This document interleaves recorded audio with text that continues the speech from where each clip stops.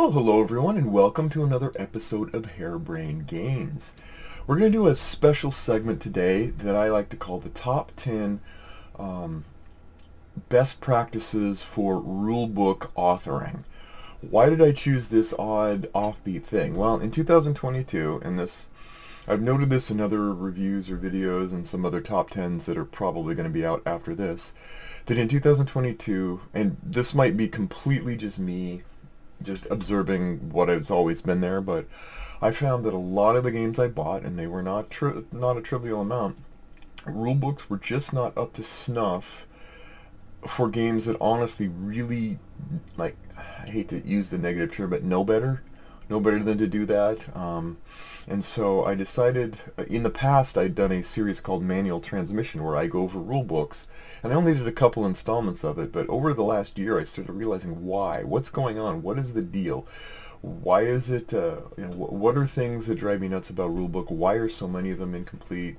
I've proffered the idea of sort of an ESRB kind of thing of, like, send it in, have the rulebook reviewed, fix things up, make it, I don't know. I think that's a hard road to do, but in general, I hope to provide, just to kind of put my money where my mouth is, as I'm doing my own experimental rulebook.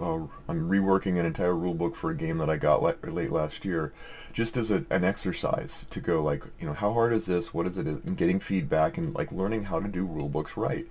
And so these are my top 10 best practices that I think rulebooks should employ when they are authoring their rulebooks. What should the game designers or the game publishers have in mind when they're creating these rulebooks? And so let's go into the list here of things that I think at least should be required or beneficial, and I'll even give some examples of games that I think either failed or succeeded at that. So the first criteria I have is I believe every game should have a one-sentence summary of what to do and why as the starting point for the game. Some games do this where they say, here on the cover is a small couple sentences.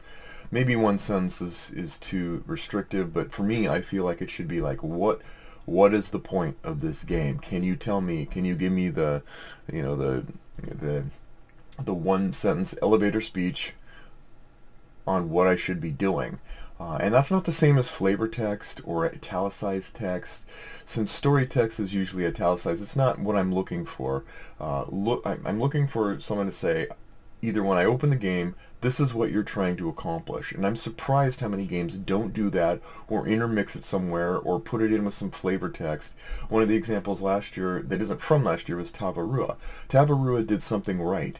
It had a very good one-sentence summary of what you were trying to do as a game, but then it also had it in italicized flavor text. It had it in the, it was wrongly positioned. So I think that is for me, that is the important thing. It's like, you got to tell me off the bat what I'm trying to do. It doesn't have to be all-encompassing, but it just has to basically tell me what I, as the person that bought this game, or the person that's introducing this game, or the person that is opening this game at a convention or a conference or a gameplay session, needs to do. Is it required? Probably not for a lot of people. For me, I think it's really important to set the stage that way. Number 2, table of contents. It's very important that a game of more than nominal size, a game that's more than your average casual game, I think it needs to have a table of contents. I don't see why any game wouldn't, unless you're trying to really compact and condense. Like you've got Love Letter and you're putting it in a felt pouch, then sure, I can see what you're trying to do. But even then, it seems like you should have a table of contents with clear topic names on what you're trying to have. Nothing cutesy. Definitely don't really like when they're in the back of the book than the front, but that's not a big deal. A table of contents really laying out where everything is and how to get to it. Here's an example of a game that just is about to come out that follows in a long line of a company that does this really well, and that's GMT's Inferno, which is a third game in a Levian campaign series where you open that page, you get to page 1, and you know instantly where everything is and how to get to it real quickly, like that. So I think that number 2 is have a clear and ready table of contents. Number 3, have a component list, and don't just say various pieces of this, or X in some colors, or 4 colors of, just the less precise you are, the more the opportunity is going to be that someone's going to want to inventory their components list. And I do. Every game I do, I inventory. Like if I open it up, I need to make sure the pieces are in there because I want to, I mean, very rarely do I not do this, where if you don't go like, make sure all the pieces are in there, make sure everything's accounted for, one, so I don't miss if I, I punch something out and I happen to blindly leave a couple things on the piece of cardboard or whatever. I account and inventory everything. And so when you have, more than a small amount of these, you want to have a very clear inventory to be able to go off of. Show the component clearly. Don't have like several. I've had one game that had several different like cardboard markers of characters, and it had their names, but it didn't actually show a picture of them, and you had to kind of deduce which was which. Don't make me deduce which of the figures, which of the minis, which of the cardboard cutouts, which of the characters. Don't make me try and guess which of these matches whatever's described in the rulebook. Show me the stinking picture. It's a one-to-one relationship, not that hard. One game that did a really good job with components clearly being visualized and presented was Lands of Galzir, which I just got. So that's a recent example of one that does a good job. And then breaking down the components. And then as a bonus, and not a requirement, as a bonus, I think that you should show how your components, if they're more than, say, 50, 60 pieces or such, show how they're to be stored. Show how you think they're to be stored. I probably won't store them that way, but at least you'll tell me what the average person, how they should store these things. Sleeping Gods has a great breakdown. If you're looking in the rulebook, you get to page 2, it will tell you what all the box is for and where everything goes in a box, even during gameplay. And this is for a long campaign session. So number 3, component list. Number 4, setup. Describe the setup completely, fully, and logically. You should have numbered steps. You should have a map that maps to a numbered location on an image of a standard setup. And this happens a lot. A lot of places do it. This is not uncommon. I don't think there's too much in the way of deficiency in this regard to a degree. But there are some games that tend to sometimes they'll number things and sometimes they won't. Sometimes they'll have color coding for different things. But just basically go like, look, show me the map, show me a setup of the game. Hopefully, full game. Don't just show me, show me 4 players and then tell me what 3 and 2 players do differently. Don't give me a 2-player game and then have me figure out the 4. I think that would be wise. But have a common setup for all the things that are common to that area, and then have a player setup that both describes clearly what each player does and what the communal group does in setting up the game. Again, a lot of times I don't see a lot of problems with this in a lot of games, even the ones that just haven't hit the bill this year. A great example of this is High Frontier for All, which is probably still one of, if not the best board game manual I have ever had for a game of incredible complexity. So that is still sort of the high mark by which I judge many other manuals. So the other thing that I like, and this is a bonus, but I think it's an important one, is try to have all of that on one page. Try not to have 3 or 4 pages where you've got a map here, you've got part of the setup instructions there. You have to flip the page over and go, okay, 5, put the 7 dwarves of plenty next to the 6 geese of slaying. Yeah, it would be helpful if you can fit it on the page. Not all games can do that, but if you can't do that, put it all on one page so people aren't flipping back and forth. Help them to pay attention to the setup, not pay attention to the logistics of having to even determine how you're telling them to set up. So there's that. And then number 5 is have a logical, orderly how to play the game flow. Not the high-level one sentence, but an actual game flow summary. Does the game go in rounds? Does each participant have a turn? What are the end-game conditions that stop the flow of the game? What are some anything unusual in the sub-game? This is not a hard thing to logically visualize, but I'm surprised how many games don't do that. Downfall of Empires is one I just played that didn't fit the bill in that regard, and there are others that just it's a little bit scattered. I'll say the Lands of Galzir kind of scattered a bit. You do finally get to the point where you see what's going on, but it scatters it out. Just tell me what, but it is there. This is not a bad rule book. But in general, you will find games that just frankly cannot figure out how, that just logically say, this is how the game's going to flow for you. So doing that is a great service to the person teaching the game, learning the game, etc. And then follow that game flow summary with a breakdown of the game flow into each descriptive section, so that, oh, okay, I see this high level point, now I can go here, I can read all about it, go here, read all about it. Because as you're playing the game, you'll need the descriptive sections less, but you'll still want to have the nice game flow. And be precise, but not concise. Don't fall in love with the idea that it needs to be concise. I had a game that I just recently had that I really loved, but the designer and the rulebook were so fascinated on trying to like tout, it's only 4 pages, it's that simple of a game. No, it's 4 pages of not simple rules. It's 4 pages of so many different situations that aren't clarified, so many reworks and reuses. Like you took 4 pages and you put a bunch of stuff in there and you made everything coarse and you made everything bad. Here's a technical point. If I want the most condensed, if I take an image of my puppy and I want to condense it down to the smallest file size, I will use lossless compression. I will do anything to pack it down, and it will look like crap. There will be lots of things, lots of graininess, lots of lack of detail. That's what you're saying when you say the rules are condensed and I'm proud of them. No, you want to condense it down and to the smallest degree that still keeps the fidelity of the original image, right? That's generally how it works. Don't fall in love with condensing your manual. Instead, fall in love with making it simple, clear, and complete.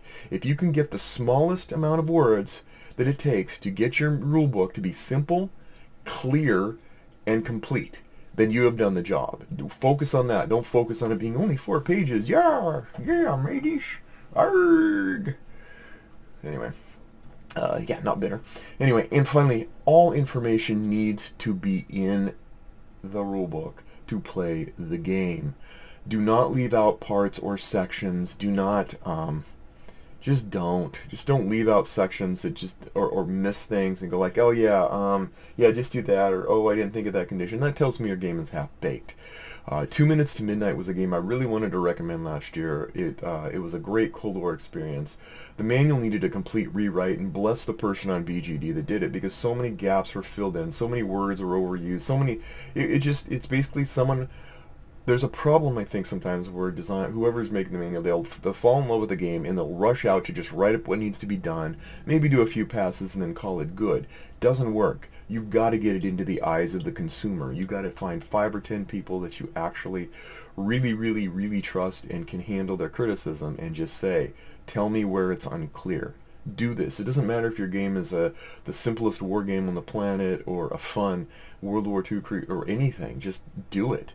Do it and make it clear. And don't think that this is just war games and strategy games. Like I bought Disney's Mickey and the Beanstalk with a two, like a little, like one flyer of rules, and it had unclarities and things that the casual audience people were like, I think I got this right. Utterly unacceptable.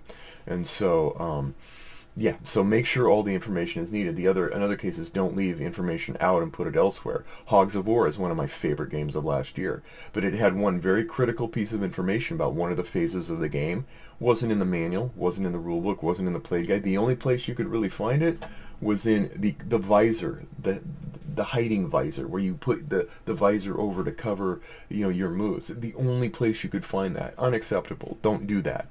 If that, that rule, everything you need to know, and I realize it makes the game rules longer, but it also makes it it puts the onus on you to simplify. It doesn't put the onus on me to go play Sherlock Holmes Consulting Detective with your rulebook. I don't like that. I will play Sherlock Holmes Consulting Detective differently. Anyway, and a game, not to be negative, but a game that does this right, as an example, is Twilight Struggle Red Sea. Again, a brand new game that comes in.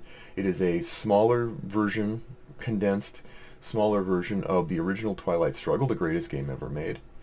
And here's what it does, though. It does everything right. Everything you need to know about Twilight Struggle Red Sea is in the manual. It isn't a very long manual. It's maybe 9-10 pages. It has everything you need to play solo, everything you need to play 2-player, everything you need for people coming from Twilight Struggle, everything you need from people who are brand new to the game, and yet it does everything right, everything's orderly, everything's in place, everything actually makes sense and works, even in a smaller game. This was not a big box thing. This is a small game, and it's still new to have all of those things in there so that the people could focus on playing the stinking game. even a simplified one. Number 6, follow a sequential learning flow. Do not bounce around to different places and go, well, and like, hey, we're going to introduce a concept here that we really don't actually explain until page 9. Then we're going to bounce around and have you do this, and then after that, like, do not do that. Every term or concept, and I'll say this more than multiple times, needs to be explained prior to its use or before you reinforce it as an example. That's very important. It's very important. I had a game where they introduced a concept called power, but they hadn't defined it. You find that like farther down the manual, and so they're giving you all this information about a specific thing that they haven't even told you what it is yet. That's a bad rule book. Sorry, it is. Don't do that. Like, don't reveal, like maybe in movies you can have some special stranger that you don't know come in and then you introduce him later. That's cinematography. That's not rulebook making. That's not instruction. So don't do that. And then call out, do the sequential learning flow, game turn, this is what you're doing, and then call out non-standard behavior. Whether if you're a type of game where you've got, hey, this is our secret sauce move, this is our special kind of signature thing that we do differently, call that out. Don't expect that someone's going to go, wait, like every other game of this type does it this way. You're doing this other way. Perfect time to call it out. Perfect time to say, you know what? In other games you'll do this, but here you don't have to worry about that. An example would be a game that I played recently where it had terrain, 4 different types of terrain, but it had no effect on your movement. Any of your counters moved. A perfect thing to say, hey, by the way, you see these terrain, they're used for things, but don't worry, unlike other games, this game there's no movement cost difference for the terrain. Things like that you can just think ahead and think, what is helping? Like you're there, you're the tour guide, so guide the tour. And do that. And here's a game that does a really good job of sequential learning flow, and that's Enemy Coast Ahead Doolittle Raid. It takes sections, and it actually works backwards, oddly enough, as far as the game's stages, but it works sequentially through the rulebooks so that by the time that you get through the rulebooks, that you can play this game end to end, this long narrative adventure. So, anyway, number 7, consistent phrasing and terminology. Define the terms before they're used. I've already mentioned this as 6, but I'm saying it again. Do not use terms that you haven't defined prior to, or at least not said, hey, here's a reference to where that term is defined. Like, at least give us the premonition of knowing what the heck you're talking about, and not make us read the rule backward. I literally found a rule book in the past that if I'd read it backward, it made sense, because then I knew all the stuff, reading it forwards again, that I needed to know. That's a terrible pattern. I don't think it's a good pattern. And when you use the same term all the way throughout, do not mix and match terms. Do not use different terms for the same thing. Like when the player has a chance to do something or have an action, do not mix actions and turns, or actions and activations, or actions and moves, or whatever. Figure out the term, make it very clear and all-encompassing, and then use that all the way through. That way I never have to flip and go, is that just a synonym for this? Synonyms not really well received by me when I'm reading rule books. So, and don't overload terms. Don't use turn is one of the overloaded terms that gets way overused a lot. Like you have the player turn, you have the game turn, you have on your turn. Those things can get confusing. Like, well, only once a turn only once a player turn, or only once an entire turn, and stuff like that. That's why we have rounds and turns and phases and activations and actions, and there's lots of ways to consistently frame that. But don't overload terms. It just makes it easier to people when you don't. And do not hide terms in different ways. I had a game that recently had a picture of a tile, and then it had some italicized flavor text. Turns out there was a very important rule that described that, but it's nowhere else in the rule book. So when you're going to the section that talks about how you use that tile, you have to go all the way back and just hold in that picture. And that italicized text is used for it's used for flavor text a lot, or like, hey, or if it is used for emphasis, it's used everywhere for emphasis. It's not used to go, hey, the light lilies blow along the trees in this tile, and then over there and like, hey, important rule, be consistent. Consistency is really the key here.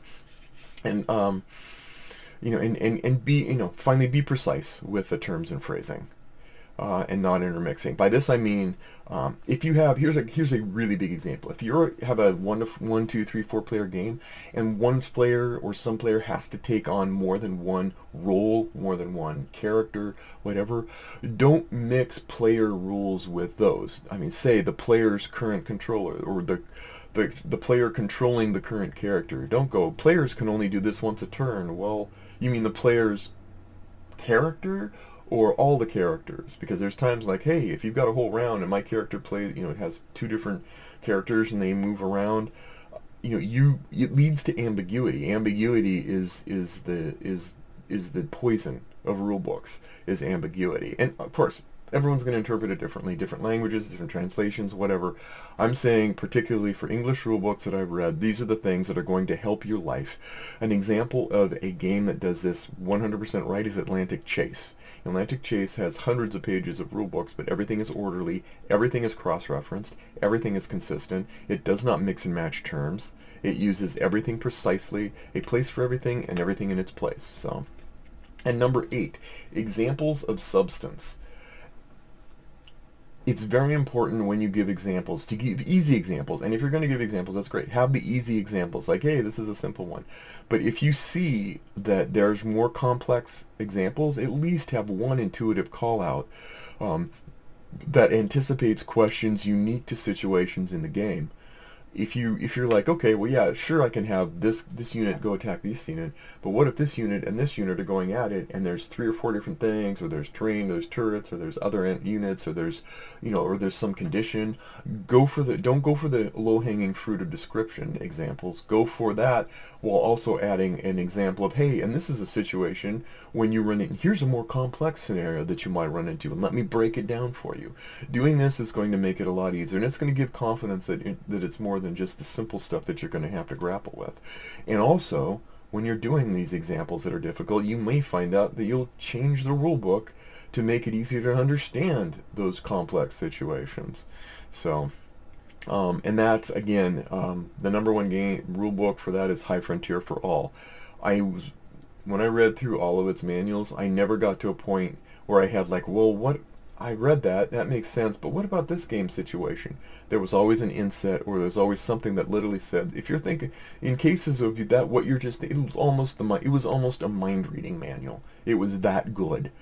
And finally, if your game has more than just nominal things to know, have a valuable player aid. I don't just mean take all the rules and stuff all that text onto a placard, because that was been done recently. Have a player aid that condenses into. You can do condensing on this one. You can be proud if you've got a one-page rule set, as long as all the stuff that you need for you, the player, because now you're going, I'm not focusing on the game rules, now I'm focusing on what this particular player needs to know to play the game. And especially if you have different sides, if you have different roles or different rules for different people, you definitely want to make sure that that's really that's served to them. That's their custom meal of information. And so make sure that you've got valuable player aids. They can be, they don't have to not have words, but they do need to be arranged in such a way that the at a glance lets a player know exactly what to do. And finally, number 10, clearly enumerate variants to your game. Do not just assume everything's 4-player, or I'm not sure what my verdict is on this, but I think the worst thing I've seen before is where they have rules, and every time they go into a section, each one says, do this for 4 players, or for 3 players this, or for 2 or 3 players do this. And so you've got to read through all of this for a 4-player game and then just kind of pick apart, without any differentiation or any meaningful separation, all of the very important game differences for 2, 3, and 4 players. One of the games that did this very, very poorly was Plains Indian Wars. It caused much confusion based on player count during my plays at conventions, in an otherwise fantastic game, which, by the way, has some of the nicest visuals I've seen in 2022. But have it, and I've seen people do hey, here's a 2-player rulebook, here's a solo rulebook, here's a 4-player. I'm fine with that. Some people aren't. I am. if you've got specific solo rules and they are large enough of a difference that it's not just, hey, you just set it up a little bit differently and then just play it as if you're playing two-player.